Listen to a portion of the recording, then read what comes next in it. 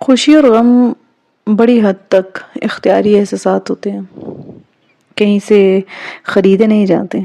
اپنی سوچوں کا رخ پلٹ کر دنیا کو پر امید نظروں سے دیکھنا پڑتا ہے تو ہر شے میں کشش اور آسودگی محسوس ہوتی ہے۔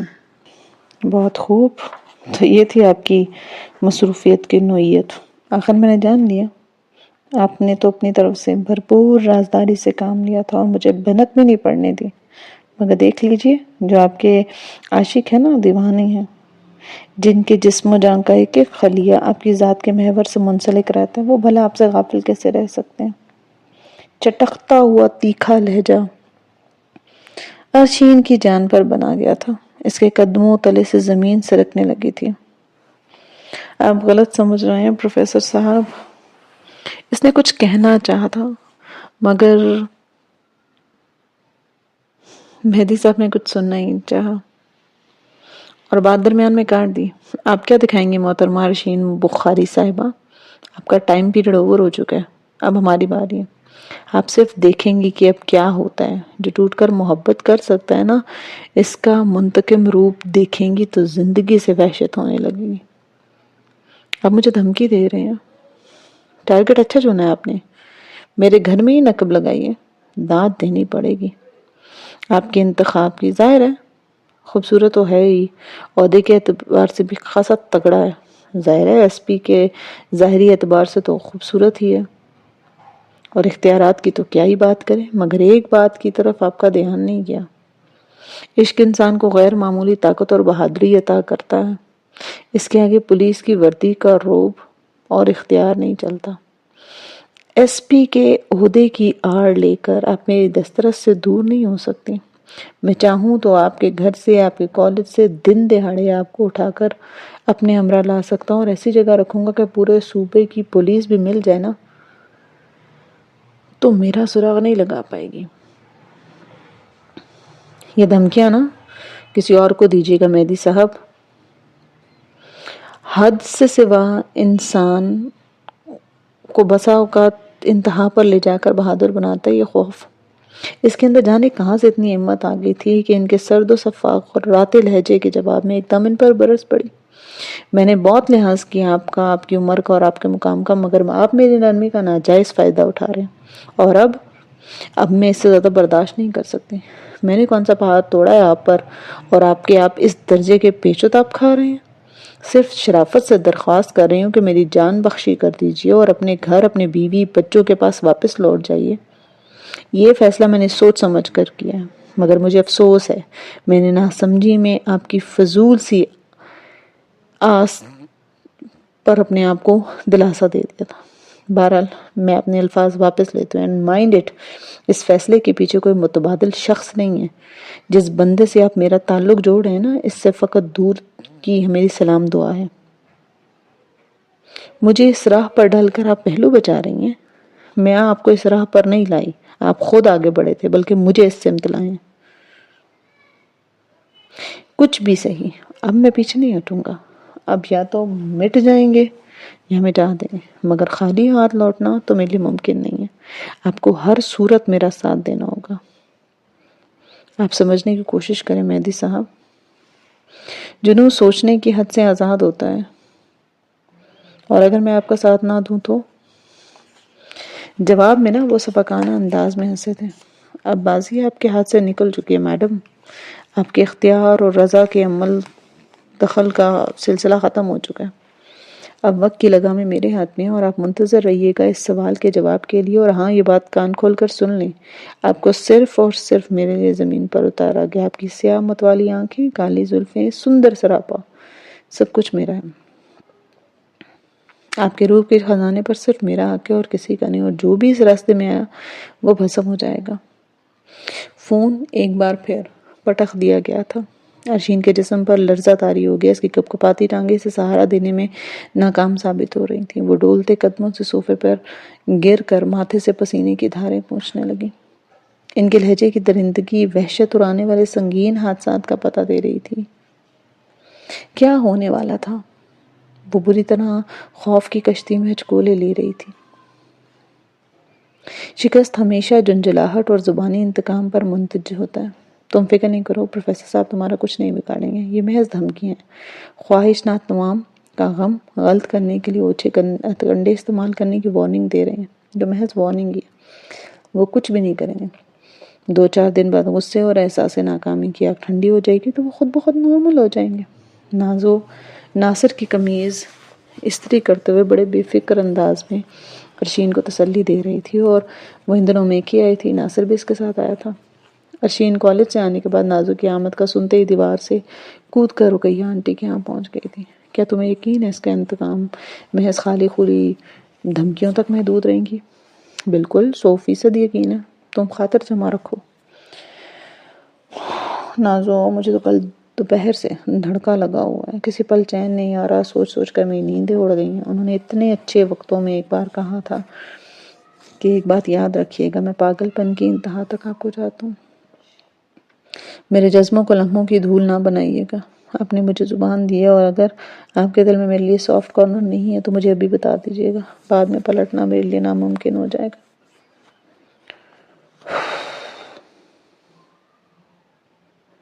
اور نازو، انہوں نے یہ بھی کہا تھا کہ کوشش کرنا مجھے انسان ہی رہنے دو، اگر ایوانیت کا روپ دھار لیا نا تو باقی کچھ نہیں بچے گا۔ یا نازو، مجھے خوف محسوس ہو رہا ہے، مجھے لگتا ہے میرا دل بند ہو جائے گا۔ وہ بے اختیار نازو کے بازو سے لگ کر رو پڑی۔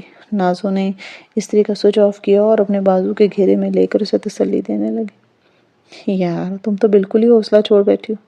ارے کچھ نہیں ہوتا، ان کی کیا جرأت جو تمہاری طرف آنکھ اٹھا کر دیکھیں، پاگل۔ خود سوچو وہ بھلا تم تک کیسے پہنچ سکتے ہیں؟ تم نہیں جانتی انہیں، وہ چاہیں تو میرے بیڈ روم تک پہنچ سکتے ہیں، ان کے ہاتھ بہت لمبے ہیں۔ قانون سے زیادہ لمبے تو نہیں ہے نا؟ اور اگر تمہیں اتنا ہی خوف ہے تو ایس پی مہران سے مدد لے لو، تم نے ذکر کیا تھا نا تمہاری کلیگ کے بیٹے۔ نہیں، یہ مناسب نہیں ہوگا۔ میرے اندازے کے مطابق وہ مسز دانیال کے کزن بھی ہوتے ہیں، ان پر اپنا آپ نہیں کھولنا چاہیے۔ فطری سی بات ہے، ان کی تمام تر ہمدردیاں مسز دانیال کے ساتھ ہوں گی۔ ایسی صورت میں پروفیسر کے حالات سے اپنے تعارف کروانے کے بعد ان کی نگاہ میں ہلکی پڑ جاؤں گی، وہ مجھ سے بددن ہو جائیں گے۔ ہائے کاش یار پروفیسر کا یہ حوالہ کبھی میرے ساتھ نہ ہوتا، میں کسی حماقت کرنے جا رہی تھی نازو۔ شکر ہے تم نے مجھے بر وقت ہوش دلایا، کس قدر خطرناک اور جنونی شخص ہے یہ پروفیسر دانیال مہدی۔ اچھا پلیز اپنے چہرے کا چوکھٹا صحیح کرو، ناصر آنے والے ہوں گے۔ ادھر ادھر کی باتوں میں لگ کر ارشین کا ذہن بھی دوسری طرف لگ گیا۔ شام کو جب گھر لوٹی تو کافی حد تک پرسکون ہو چکی تھی۔ جب فون کی بیل مسلسل بجنے پر بی بی جان، ارشین اور عدنان میں سے کوئی لاؤنج میں نہیں آئے تو مجبوراً امبرین کو کچن سے آنا پڑا۔ وہ بڑی کم کالز اٹینڈ کرتی تھی، اس لیے ریسیو کرنے کے خاص جھجکتے ہوئے انداز میں ہیلو کہا۔ السلام علیکم، آپا بات کر رہی ہیں نا؟ میں سفیان ہوں آپا۔ جی وہ گھر پر نہیں ہے اس وقت، میں ان کی بہن بات کر رہی ہوں۔ اوہ، آپ وہی ہیں نا جس کی اس دن طبیعت خراب تھی؟ جی ہاں۔ آپ کی طبیعت اب کیسی ہے؟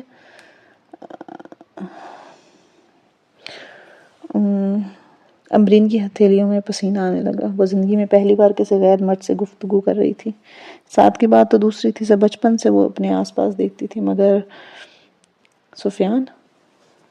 حالانکہ نوجوان کا لہجہ بہت مہذب اور سادہ تھا، مگر اسے گھبراہٹ ہو رہی تھی۔ ارشین کی نسبت یہ کم اعتماد اور جرأت میں کم تھی۔ گھر میں تو وہ پھر بی بی جان اور ارشین سے بے دھڑک بات کرتی تھی، مگر گھر سے باہر وہ ایک دبو ڈری سہمی سی لڑکی تھی۔ ٹھیک ہو جی، آپ آئیں تو انہیں کہیے گا کہ پارٹی پر ضرور آئیں، اور اگر ہو سکے تو آپ بھی تشریف لائیے گا۔ اللہ حافظ۔ فون کھٹاک سے بند ہو چکا تھا۔ وہ آخری جملے پر جھٹکا کھا کر رہ گئی، استجاب سے ریسیور کو تکنے لگی، دل تیز تیز دھڑکنے لگا۔ عجیب سی کال تھی، وہ چھوٹی چھوٹی باتوں پر پریشان ہو جانے والی تھی، اور یہ عادت اس نے بی بی جان سے لی تھی۔ پھر آج تو وہ یوں بھی بہت غمگین تھی۔ شاہین کہاں ہیں سب لوگ؟ شاہین کو آتا دیکھ کر اس نے تعجب سے پوچھا۔ بی بی جان اور دادی رقیہ آنٹی کے گھر گئیں، اور ارشین آپی تو دوپہر سے ادھر یا نازو باجی آئی ہیں نا؟ دادا جان سوئے میں اور عدنان بھائی اوپر کرکٹ کھیلنے گئے۔ امبر باجی میں پچھلے صحن میں کپڑے دھونے کے لیے مشین لگانے جا رہی ہوں، آپ کال وغیرہ کا دھیان رکھیں۔ لو جی، ابھی مزید یہاں بیٹھنا پڑے گا۔ اتنے میں سعد اندر داخل ہوا. ارے بھائی یہ دروازہ کھلا چھوڑا ہوا ہے. السلام علیکم. وعلیکم السلام. سب لوگ کتنا بھائی بڑی خاموشی چاہیے ہے. آپ کس کے بارے میں پوچھنا چاہتے ہیں؟ گھر والوں کے بارے میں ہی پوچھ رہا ہوں لڑکی. آپ اپنے گھر سے نہیں آئے؟ نہیں، میں تو سیدھا ادھر آیا. اچھا، پہلے یہاں حاضری دینا چاہ رہے تھے کیا؟ Shut up. تمہیں تمیز نہیں ہے بڑوں سے بات کرنے کی؟ دماغ خراب ہو گیا ہے کیا؟ دماغ ہی نہیں ہے بھائی، میں تو ساری کی ساری خراب. آپ کو یہ نئی اطلاع نہیں ملی؟ کس چیز کا الزام ہے تمہیں؟ کس چیز کا؟ امبرین فطرتاً ڈرپوک سی لڑکی تھی. ساتھ کے جارحانہ تیوروں اور چنگاریاں برساتی نگاہوں کا وار سہنا اس کے لیے کہاں ممکن تھا. فوراً جھاگ کی طرح بیٹھ گئی اور ہراساں ہو کر نظر بچا لی. مجھے نا خراب دماغوں کا علاج کرنا بخوبی آتا، اور اگر تم نے اسی طرح بدزبانی اور بدتمیزی کا سلسلہ جاری رکھا نا تو آئندہ بہت سختی سے پیش آؤں گا. سب مجھے ہی ڈانٹتے ہیں، مجھے ہی مرد الزام ٹھہراتے ہیں. ہاں، میں ہی فساد کی جڑ ہوں. اور اب وہ دونوں ہاتھوں سے چہرے کو چھپا کر رو پڑی. ساتھ کے تنے ہوئے عضلات ڈھیلے پڑنے لگے. دیکھو رونا وونا بند کرو، سوچ سمجھ کر بولا کرو اور دماغ اور دل کو کنٹرول میں رکھا کرو تو سب کی پسندیدہ بن جاؤ گی. حسد کرنا، جلنا، کڑنا اور اپنی ذمہ داریاں محسوس نہ کرنا خوشی کے لمحوں کو کٹا دیتا ہے. نادان لڑکی. وہ اٹھ کر کھڑا ہو گیا. دروازہ بند کر لو، میں جا رہا ہوں. اور وہ باہر نکل گیا. امبرین خواب کے عالم میں اس کی پشت کو گھورتی جا رہی تھی. عجب ہونک سی بن گئی تھی. حیرت در حیرت کا سلسلہ تھا. اپنے حال سے مطمئن ہونا سیکھو امبرین. یہی خوشی اور آسودگی کا راز ہے ہمارا حال ہی ہمارا سب کچھ ہوتا ہے. ماضی پر کف افسوس ملنے کا فائدہ نہیں ہے، اور مستقبل کے خوش آئندہ خواب حال کی مضبوطی کے بغیر شرمندہ تعبیر نہیں ہوتے. جو کچھ ہے وہ آج ہے، اور آج کو بچاؤ، اس کی مثبت تعمیر کرو. فاریہ بڑے کرینے سے امبر کو سمجھا رہی تھی، دنیا کی حقیقت سمجھا رہی تھی. وہ اس وقت بخاری لاج میں تھی. امبرین ایک ہفتے سے ناساز طبیعت کی بنا پر کالج نہیں آئی تھی، اور وہ اسی لیے اس کی طبیعت کا پوچھنے یہاں آئی تھی. جبکہ امبرین آنکھوں پر بازو دھرے نڈال سی خاموشی سے لیٹی تھی. سعدی بھائی تو کبھی ایسے نہیں تھے. ان کا لہجہ ہمیشہ دھیما رہا ہے، دل شکستہ تھا. انہوں نے کبھی مجھ سے اونچی آواز میں بات نہیں کی، بلکہ مجھ سے ہی کیا. کبھی میں نے ان کو کسی سے غصے سے بات کرتے ہوئے دیکھا ہی نہیں. ہر وقت ہنستے، مسکراتے، تر و تازہ موڈ میں لگتا. مجھے لگتا ہے کہ محترمہ نے نا میرے خلاف ان کے کان بھرے ہیں. تم یہ کیوں نہیں سوچتی کہ خیالات اور جذبات ہمیشہ ایک جیسے نہیں رہتے؟ وقت، حالات اور تجربات کے مطابق بدلتے ہیں. اگر سعدی بھائی کا رویہ بدلا ہے تو اس تبدیلی میں تمہارا بھی تو برابر کا ہاتھ ہوگا نا. وہ تمہیں چھوٹی لڑکی سمجھ کر سادگی سے ڈیل کرتے تھے. تم ان سے کچھ خاص قسم کے جذبات کی طلبگار ہوئی. ظاہر ہے وہ خاص جذبے انہوں نے تمہارے لیے نہیں، نہ کسی اور کے لیے سنبھال کے رکھے ہوں گے نا. ایسے میں تمہاری حوصلہ افزائی کیوں کرتے وہ؟ محرومی کو مسئلہ نہیں بناتے. میری محرومی کا تمہیں اندازہ ہی نہیں ہے. خود ساختہ محرومی کا مداوع ہو بھی نہیں سکتا. کیسی مقبروں کی سی ویرانی اور سناٹا اس گھر میں. کیا ایسا نہیں ہو سکتا فاریہ کہ میں یہاں پیدا بھی نہ ہوئی ہوتی؟ پاگلوں جیسی باتیں مت کرو. بیٹھو گی نہیں؟ جیسے ہی فاریہ جانے لگی تو امرین نے اس کا چہرہ دیکھا. چلتی ہوں، نظر آنے والا ہوگا. تم بھی کبھی چکر لگا لیا کرو. اب تمہاری باری ہے. ابھی تک ایک دفعہ نہیں آئی ہو تم میرے پاس. اس زندان سے نکلنے کی اجازت کہاں ہے؟ بس پھڑپھڑانے کی حد تک کی آزادی ہے.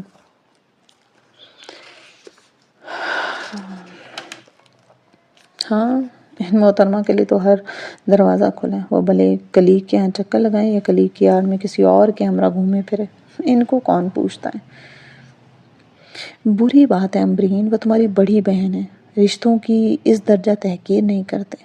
اس طرح تمہاری والدہ کہے نا تو دوسری بات ہے. تمہیں بہرحال یہ سوٹ نہیں کرتا. تمہارے حقائق کا علم تمہیں کیا ہے یار؟ میری سمجھ میں نہیں آتا تمہارا جذبہ محبت کس قسم کا ہے جس نے تمہیں اتنا بے حس، اتنا خود غرض، اتنا تنگ دل بنا دیا ہے۔ یار محبت تو وہ اس میں جو ہر بند دروازے کو کھولتا ہے۔ محبت بھرا دل تو گیلی مٹی کی طرح نرم ہوتا ہے، ہر کسی کو دکھ کو پانی کی طرح اپنے اندر سینچ لیتا ہے۔ محبت بٹورنے کے لیے نہیں، بانٹنے کے لیے ہوتی ہے امبر، جبکہ تمہارا جذبہ صرف اپنی خواہش کی تکمیل چاہتا ہے۔ تمہیں کیا خبر میری دوست، یہ عشق نہیں آساں، بس اتنا سمجھ لو ایک آگ کا دریا ہے اور ڈوب کے جانا ہے۔ کبھی سخی بن کر دوسروں کی خوشی دینے کے عمل سے گزر کے دیکھو، اس لذت سے آشنا ہوگی تو گدائی کا پیالہ خود بخود دور پھینک دو گی۔ فاریہ خدا حافظ کہہ کر کمرے سے نکل چکی تھی۔ وہ چاہتی تھی کہ امرین تنہائی میں اطمینان سے اس کے جملوں پر، اس کے معنی پر غور کرے اور اپنی ذات کا تجزیہ کرے۔ لاؤنج میں ارشین سمرین کو حساب پڑھا رہی تھی، اسے دیکھ کر رواداری سے مسکرائی۔ فاریہ کیا حال ہے، کب آئی؟ جب وہ آئی تھی تو ارشین شاہین کو اسکول کے جوتے دلانے کے لیے بازار گئی تھی۔ آج کالج سے چھٹی تھی، اس گھر پر ہی تھی۔ اب تو کافی دیر ہو گئی، آپ بھی اظہر نہیں آیا؟ میں نے اسے کہا تھا۔ ٹھیک، 1 گھنٹے بعد پک کر لینا۔ آ جائے گا ورنہ میں تمہیں چھوڑ دوں گی، تم ادھر بیٹھو۔ سمر بیٹے آپ یہ ایکسرسائز مکمل کریں، رات کو میں چیک کروں گی۔ شاباش۔ سمرین جھٹ پٹ خوشی خوشی کتابیں سمیٹ کر پھوٹ لی۔ میں امبر کی وجہ سے بہت پریشان ہوں فاریہ، تم سے اس نے کوئی بات کی؟ جانے سے کیا ہوا ہے، وہ تو ایسی بالکل نہیں تھی، بہت حساس، بہت میچور تھی۔ میں تو اس کی سلجھی طبیعت پر فخر کرتی تھی، مگر اب تو بالکل بھی ٹھہراؤ نہیں رہا اس میں، بات بات پہ ٹیمپر لوز کر لیتی ہے، اتنی بد دماغ، اتنی چڑچڑی اور اتنی زد و رنج رہنے والی ہے۔ بسا اوقات تو مجھے اس کے مزاج سے خوف محسوس ہونے لگتا ہے، اس کے مستقبل کا سوچ کر کلیجہ کانپ اٹھتا ہے۔ کچھ شیئر بھی تو نہیں کرتی نا؟ سمجھ بھی نہیں آتا کس بات نے اسے اس درجے کا متنفر اور بدگمان کر دیا ہے۔ ارشین کی تشویش میں چھپے بہن کی محبت کے جذبے محسوس کر کے فاریہ کو امرین کی بدلحاظی پر افسوس ہونے لگا۔ تم سے وہ خاصی بے تکلف ہے نا؟ تم پوچھ کے دیکھو فاریہ، مجھے تو کبھی نہیں بتائے گی۔ بس آپ ہی نادان ہے، اور سچ پوچھئے تو آپ کی حد درجہ محبت ہونے سے خود سر بنا دی ہے۔ وہ آپ کے نرم رویوں سے فائدہ اٹھا کر آپ کے مقابل سینہ تان کر آ کھڑی ہے، مگر اسے خبر نہیں کہ میدان زندگی میں اناڑی اور تجربہ کار کھلاڑی کہاں جم سکتے ہیں۔ شکست فاش کھانے کے بعد ٹوٹی ہوئی نڈھال پڑی ہے، اور کوئی بات نہیں، کچھ عرصے میں خود ہی سنبھل جائے گی، آپ فکر نہ کریں، اسے اس کے حال پہ چھوڑ دیں۔ فاریہ کے انداز میں اتنی گہرائی تھی کہ ارشین بے اختیار آنکھوں میں حیرت و ستائش کے جذبات لیے اس کو دیکھتی رہی۔ ماشاءاللہ، خدا تمہیں نیک توفیق دے، زندگی کی راہ میں آسانیاں پیدا کرے اور بڑی پختہ سوچ دے۔ کتنے بہن بھائی ہو تم لوگ؟ 2، اور مجھ سے 1 سال بڑا اظہر کیڈٹ کورس مکمل کر رہا ہے۔ آپ بھی باہر ایک موٹر سائیکل گیٹ پر رکی ہے، فوجی یونیفارم میں کوئی لڑکا ہے، شاید عدنان بھائی کا دوست ہے۔ چھت پہ کپڑے ڈالنے کے بعد تیز تیز قدم اٹھا کر سیڑھیاں چلتے ہوئے شاہین نے لاؤنج میں بیٹھی بہن کو مطلع کیا۔ اظہر ہوگا۔ فاریہ اٹھ کھڑی ہوئی، ارشین اس کو رخصت کرنے کے خیال سے گیٹ تک آئی۔ السلام علیکم سر، آپ آج کل کدھر ہوتے ہیں؟ آرمی کی وردی میں ایک خوبصورت سا نوجوان بڑی خوش اخلاقی اور تمیز سے کھڑے ساتھ سے ہاتھ ملا کر پوچھا تھا۔ میری راول پنڈی پوسٹنگ ہو گئی، اور تم سناؤ ینگ مین، کیسے جا رہی ٹریننگ؟ اوفو، ایک تو آرمی والوں کا ہر جگہ کوئی نہ کوئی لنک ہوتا ہے۔ ارشین نے مصنوعی خفگی سے ساتھ کو دیکھا تو وہ مسکرا دیا۔ آپ کیسی ہیں ارشین باجی؟ غالباً فاریہ نے اس کا غائبانہ تعارف کروا رکھا تھا۔ میں نے بیل بھی نہیں دی اور آپ نے دروازہ کھول دیا۔ کیا آپ اضافی ادراک رکھتی ہیں؟ بھئی یہ ہمارے جاسوس کا کارنامہ ہے۔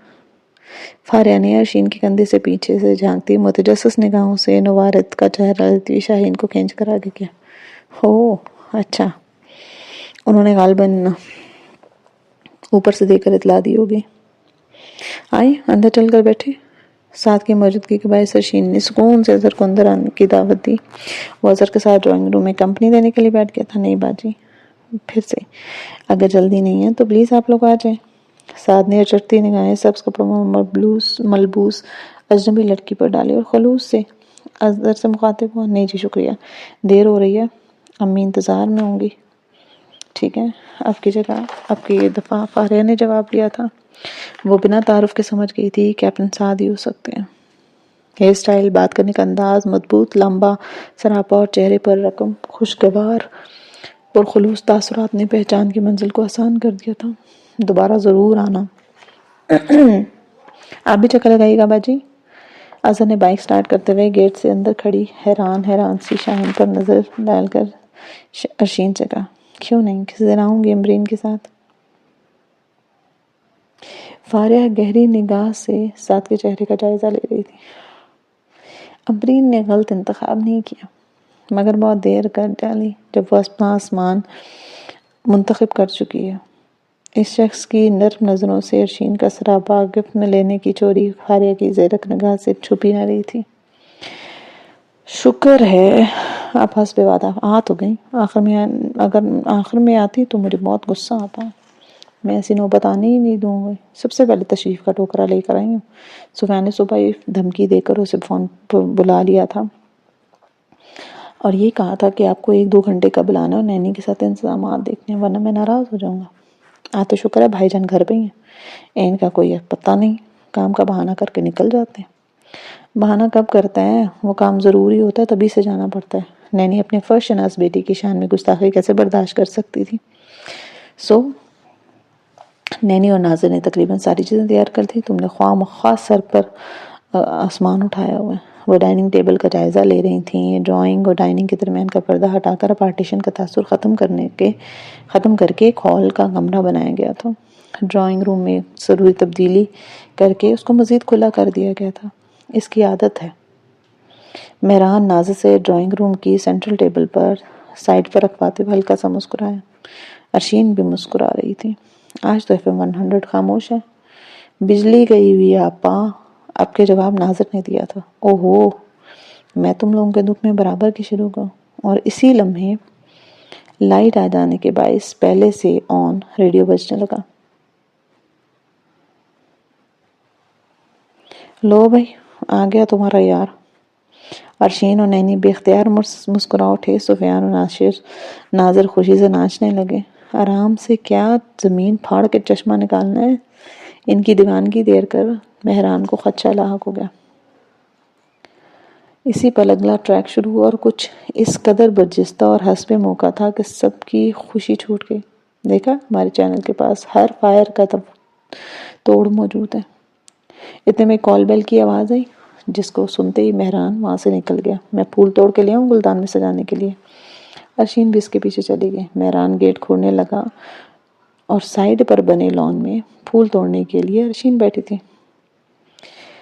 السلام علیکم، کیا حال چال ہیں؟ ارے ہماری گڑیا رانی بھی آئی، اور صاحب بہادر کہاں ہے بھائی؟ نازش کے ساتھ سبز فراک میں ملبوس مہوش کے گال چھو کر وہ جاندار لب و لہجے میں دریافت کرتا۔ انہیں کہیں جانا پڑ گیا؟ اور بھیا آج تو ماشاءاللہ تمہارا موڈ بڑا کھلا کھلا لگ رہا ہے۔ ہم تو ہمیشہ ہی اچھے موڈ میں ہوتے ہیں، مگر آج تو غیر معمولی خوشی نظر آ رہی ہے ہمارے آفیسر۔ کوئی خوشگوار تبدیلی تو نہیں آ گئی؟ ارے ہاں، یہ تو کوئی خاتون ہے بھائی، گلابی کپڑوں میں یہ اسمارٹ سی لڑکی کون ہے؟ مان نازش کی نظر لان کی طرف اٹھی۔ کچھ سوچ کر وہ شوق ہوئی۔ وہ دلچسپی سے کیاری کے پاس جھکی لڑکی کو دیکھ رہی تھی جن کی ان کی جانب پوچھ تھی۔ ارے توبہ کریں، یہ نینی کی کلیگ اور سفیان کی آپا ارشین بخاری ہیں۔ اور تمہاری کیا ہوئی؟ مہران کا جھپا ہوا روپ دیکھ کر نازش بڑی لطف اندوز ہو رہی تھی۔ وہ جان کر اسے تنگ کر رہی تھی۔ چلو، کسی نے تو نقب لگائی تمہارے دل پر۔ میں جی بھر کر خوش ہو رہی ہوں۔ بھلے سے ہوتی رہے، مگر ایسی کوئی بات نہیں ہے، آپ مجھے اچھی طرح جانتی ہیں۔ بڑے گھنے ہو گئی، مگر خیر ہے، ہم بھی جان دیں گے، پہچان جائیں گے۔ ارے نازش، کیا فضول موضوع لے کر بیٹھی؟ اندر چلیں، آپ کا شدت سے انتظار ہو گیا۔ وہ دامن بچا کے رہ گیا۔ نازش نے مزید بات نہیں بڑھائی۔ مبادہ وہ سچ مچ سنجیدہ ہو کر برا مان جائے۔ وہ عام مردوں سے مختلف تھا، اپنا نام مذاق میں بھی کسی خاتون کے ساتھ لینا برداشت نہیں کر سکتا تھا، اور ابھی تو جانے وہ کس موڈ میں تھا جو نازش کی اتنی شوخی ہضم کر گیا۔ نازش کو دل ہی دل میں حیرانی بھی ہوئی۔ وہ اندر چلنے کو تھی جب گلابی کپڑوں والی لڑکی پھول توڑ کر سیدھی ہوئی۔ اس کے چہرے پر نظر پڑتے ہی نازش کی بات ہونٹوں میں رہ گئی۔ وہ جہاں کی تہاں کھڑی رہ گئی، آنکھوں میں شدید بے چینی تھی۔ یہ مہران، یہ جی یہی تو ہے ارشین۔ مہران نازش کے تاثرات سمجھ نہیں پا رہا۔ مگر مہران اس نے بازو پکڑ کر کھوئے ہوئے انداز میں چھوڑا. یہ تو وہی لڑکی ہے جو دانیال. کیا؟ مہران کو اپنے کانوں پر اعتبار نہیں ہو رہا تھا. آپ کیا کہہ رہی ہیں؟ زمین و آسمان کس کی نظروں میں گھوم گئے. اس لمحے عرشین کی نظر نازش پر پڑی اور اس کا دل بھی دھڑکنا بھول گیا. یہ یہاں کہاں؟ اسے یاد آیا کہ اس نے نازش کو مہران کے ساتھ دیکھا تھا اسی ہوٹل میں. تو یہ سفیان کی اپیا.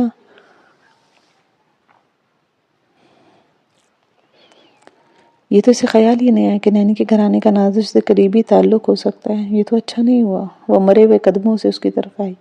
ابھی کچھ فاصلہ تھا کہ مہران کو خونخوار موڈ میں اپنی طرف بڑھتے ہوئے پایا. تو آپ ہیں وہ محترمہ جو دانیال بھائی. وہ شدت غم سے جملہ بھی مکمل نہیں کر پایا. اس نے مٹھیاں بیچیں. چہرے پر سرخی تھی اور تیور جاہرانہ تھے. اس کی آنکھوں میں اتنی نفرت، غیظ اور تحقیر تھی کہ عرشین تھرا کر رہ گئی.